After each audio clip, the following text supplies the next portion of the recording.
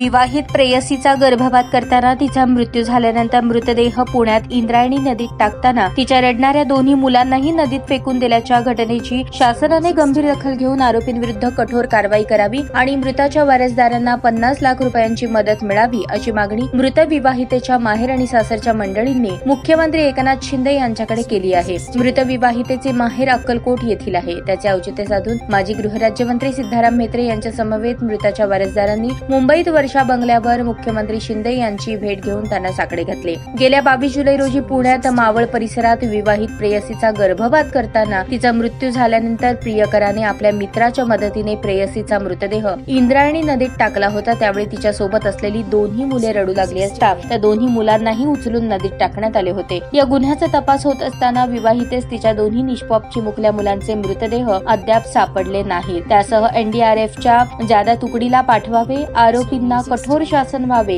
घडलेला प्रकार हा अमानुष आहे। मृतांच्या वारसदारांना 50 लाख रुपयांची आर्थिक मदत मिळावी अशी मागणी शिष्टमंडळाने केली। मुख्यमंत्री यांच्या समोर मृतांच्या वारसदारांनी आक्रोश करत व्यथा मांडली। शिष्टमंडळात अक्कलकोट येथील काँग्रेसचे ज्येष्ठ कार्यकर्ते अशफाक बळोरगी, सोलापूर जिल्हा परिषदेचे माजी सभापती मल्लिकार्जुन पाटील यांचाही समावेश होता। ताज्या बातम्या पाहण्यासाठी प्राईम महाराष्ट्र न्यूज चॅनलला सबस्क्राईब करा।